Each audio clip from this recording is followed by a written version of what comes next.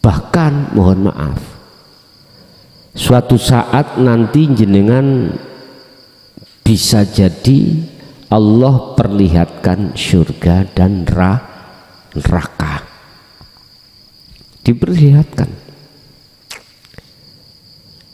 Bisa jadi Anda diperlihatkan lagi masuk di dalam alam malakut, bertemu malaikat tadi. Malaikat sudah tadi sudah masuk melihat orang berbaju putih-putih.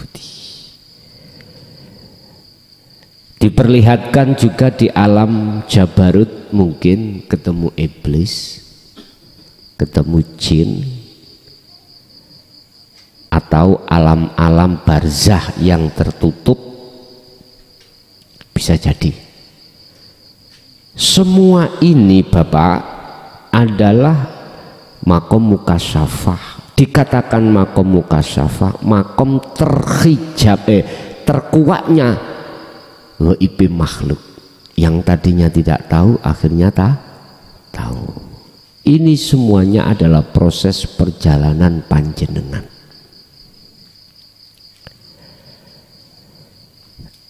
Terus nanti kita ditunggu yang namanya makom puncak adalah makom musyahadah. Makom di mana pertemuan antara rohaniyah dengan Allah. Asyhadu bertemu illallah. Musyahadah. Makom di mana yang tadinya kita gaib pada Allah sekarang sudah tidak gaib. Makom di mana kita kenal pada Allah tadinya hanya sebatas nama, sekarang sampai pada yang memiliki nama Allah yang disebut Al-Mawjud, wujudnya Allah. Ya, tanda-tanda kalau jenengan ini sudah dimusyahadah, dikatakan ruh sudah wa inna ilahi roji'un. Bahasa kitab hikam itu amal arif, sudah dikatakan makrifat pada Allah.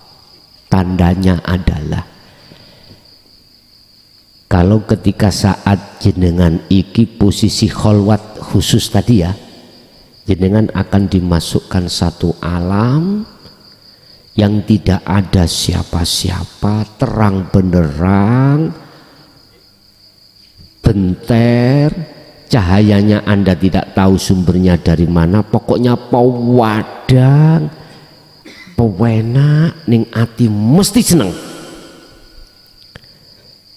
Terus keakuan diri kita tiada. Kalau saya gambarkan, jenengan ini tidak akan bisa bercerita bagaimana keadaan enaknya di musyahadah itu. Wis satu. Kalau kita tarik di luar khalwat seperti khusus itu, kita ke umum secara sadar ya, gini. La yarawna li anfusihim syai'an. Kondisi apapun Anda secara rohaniah sudah tidak ada iman adanya makhluk dalam hal yang berperan.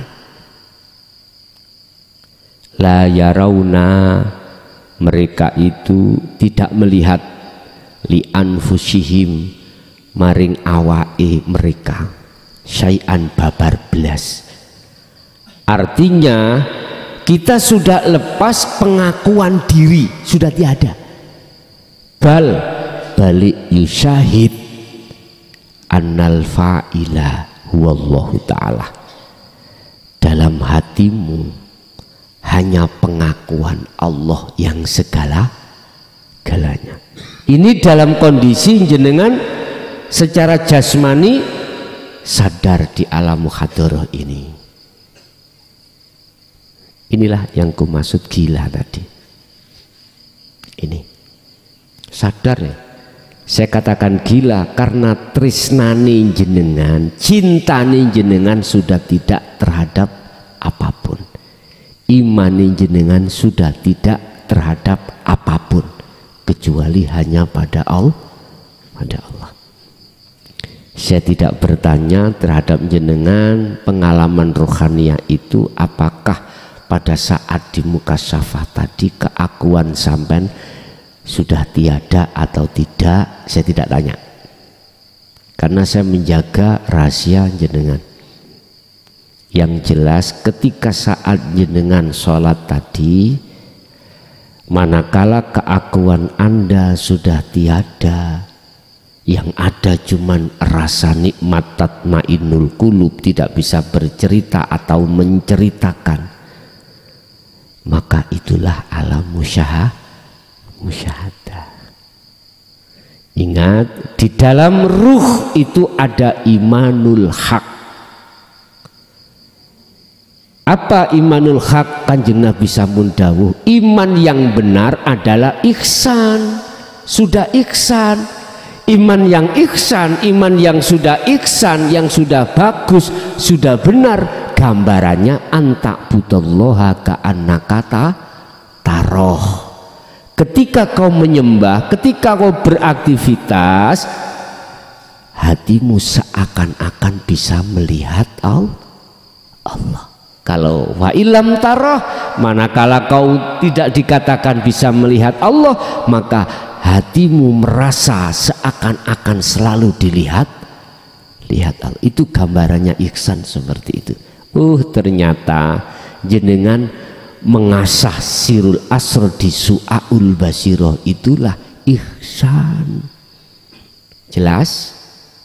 Imanmu sudah tidak ada kecuali pada Allah atas segala-galanya.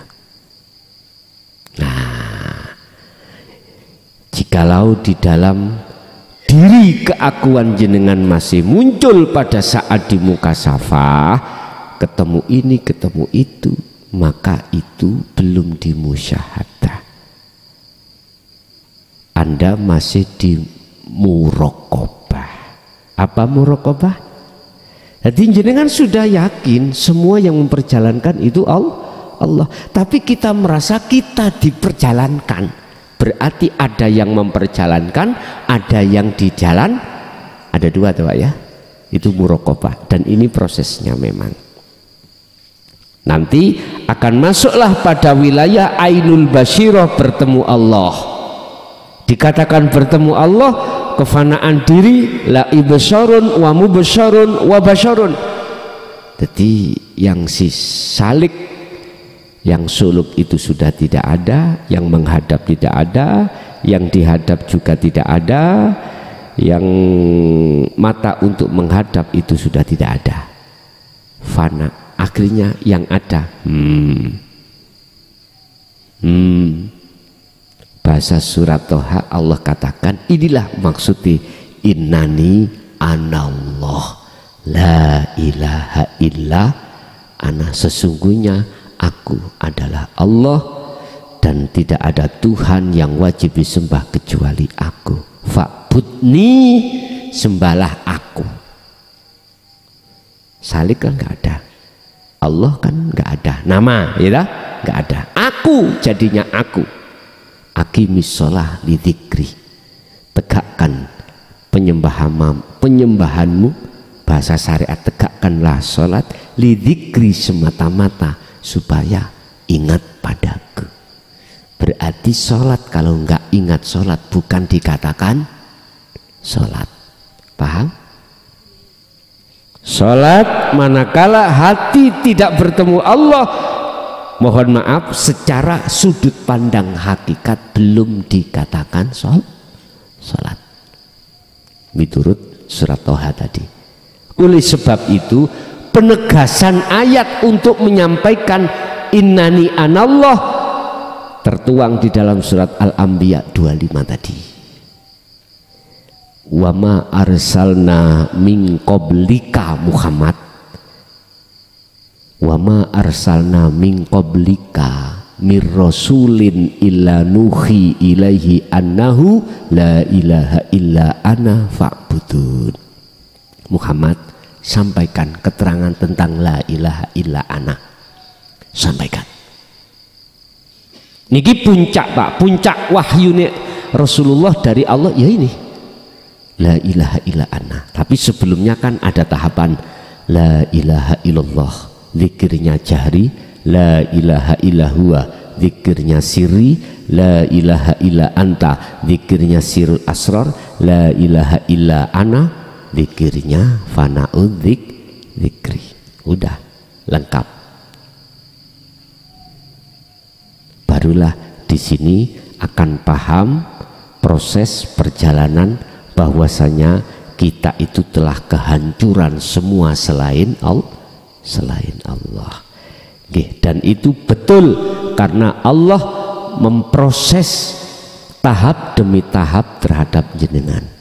Tentunya si orang lain ya tidak mungkin diproses seperti itu juga, karena mohon maaf yang namanya kemusyahadah belum tentu semuanya itu dilakukan oleh Allah lewat mukasyafah dulu. Enggak, kadang-kadang langsung kemusyahadah, kadang-kadang ya juga begitu.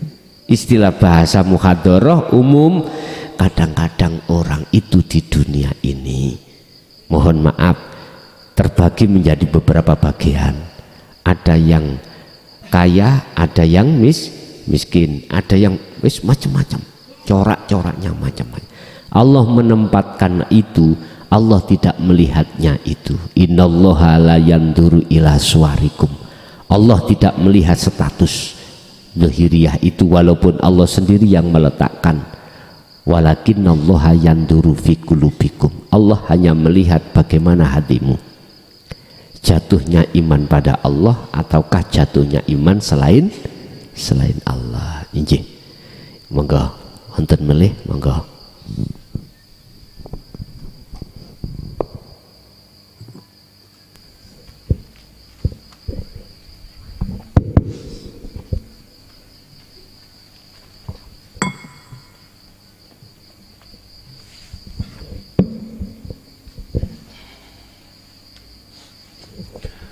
Assalamualaikum warahmatullahi wabarakatuh. Saya mau tanya tentang proses ini, Gus.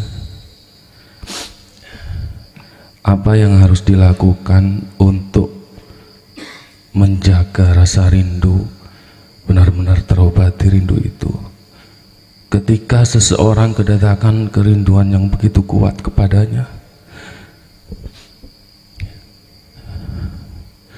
dan di sisi batin tidak ingin apa-apa dan tidak melihat apa-apa dan merasa bukan siapa-siapa,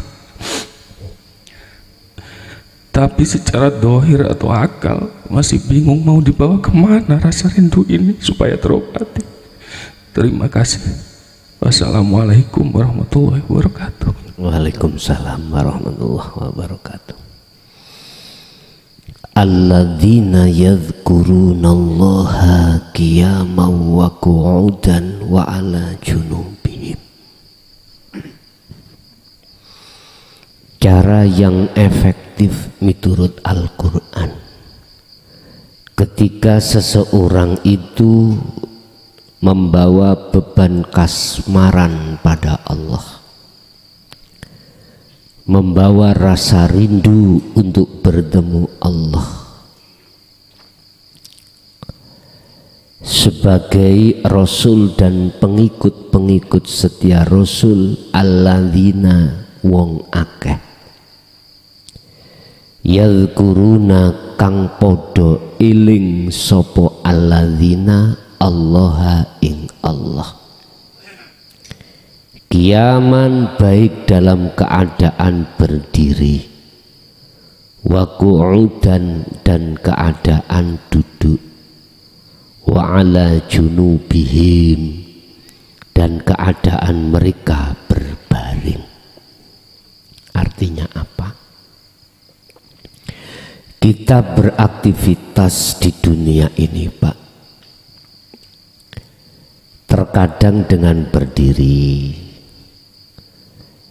terkadang dengan duduk, terkadang dengan berbaring. Hanya berzikir itulah cara satu-satunya yang paling efektif Anda bisa tebus kerinduan itu. Kerinduan akan bisa tertebus hanya dengan pertemuan.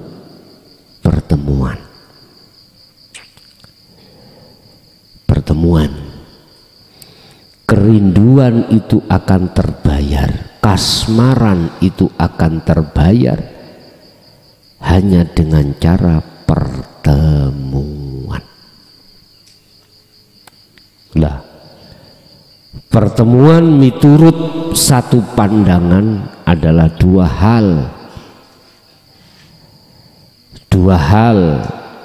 perkara, makanya dikatakan Salik dan Allah, Khalik, makhluk dan Allah. Pandangan satu sisi dikatakan pertemuan seperti itu.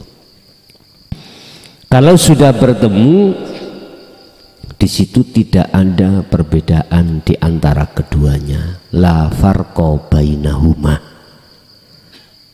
Itulah namanya ahad. Kalau bahasa syariat, qiyaman berarti ketika kau tidak kuat melakukan sholat dengan berdiri, waku'udan, lakukanlah dengan duduk. Jikalau kau tidak kuat dengan duduk, maka wa'ala junubihim, lakukanlah dengan berbaring. Tapi aneh,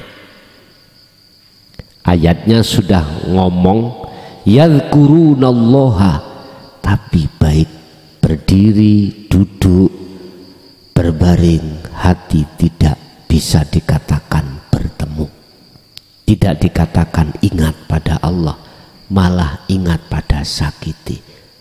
Kok gak waras-waras sih, ngeluh akhirnya, terus teringat pada hal-hal yang bersifatkan makhluk, padahal ayatnya tidak seperti itu.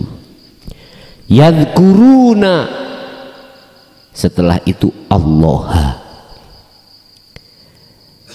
Ingatlah kau pada Allah pada saat kau berdiri, ketika duduk, ketika berbaring. Artinya segala sikon apapun, Pak, untuk menebus kerinduan jenengan itu yang tidak bisa dibendung, harus dengan berzikir. Yang kumaksud berzikir adalah ingat, yang kumaksud ingat adalah sadar, eling yen sejatine kabeh perkara iku Allah. Rasa di dalam diri Anda itu akan menggelora. Allah berjanji, siapa di dalam hatinya ada gumpalan seperti itu, fa inna ajalallah la'at, Allah berjanji akan menemuimu dalam waktu yang sudah tentukan. Entah bertemunya waktu sholat secara syariat atau di luar aktivitas secara syariat. Itu. Jadi terjawablah sudah. Yadhkurunallaha qiyaman wa qu'udan wa ala junubihim. Jenengan harus berzikir terus menerus, sebab dengan zikir itulah cara pertemuan akan terjadi. Ini sing dimaksud nikah batin ya niki, ketemune roh terhadap Allah, ruh pada Allah. Otomatis ruh ini sebelum bertemu melewati proses cahaya, rasa cahaya baru urip. Ruh imanul haq, terus cahaya didatangkan oleh Allah, baru ketemu Allah. Allah tuangkan dalam hal ini di dalam surah An-Nur ayat 35. Wajibnya seseorang berzikir pada Allah. Dengan begitu akan Allah datangkan cahaya makrifat. Dengan cahaya makrifat itulah yang menghantarkan Anda bisa sampai pada Allah. Dengan cahaya makrifat itulah yang iman Anda terhadap selain Allah akan dimusnahkan. Kul, katakan Muhammad, ja'al haqqu wa zahaqal batil innal batila kana zahuqa. Ja'a tatkalane teko opo al haqqu kebenaran, ya ini cahaya makrifat ini, maka kegelapan akan sirna. Itulah yang disebut dalam surat An-Nur, nurun ala nurin, cahaya di atas cahaya, berarti sumbernya dari sirul asrar. Itulah cahaya makrifat. Yahdillahu linurihi mayyasha, cahaya ini hanya diberikan terhadap hamba yang dikehendaki. Siapa? Merekalah yang memegang sirul asrar. Tujuannya linurihi, untuk menerangi jagati ruhaniyah, untuk bisa sampai ketemu Allah, urip di dalam cahaya tadi. Bapak Ibu, jadi kesimpulannya, cara yang paling efektif miturut Al-Quran bertemu Allah itu hanya dengan cara berzikir. Bukan zikir diucap di lisan, bukan zikir diucap di hati Allah, tapi dirasa, diimani. Semua apa yang terjadi itu yang menterjadikan adalah Allah. Kalau ini sudah dengan asah terus menerus, maka ainul basirah, pertemuan pasti akan terjadi. Oke.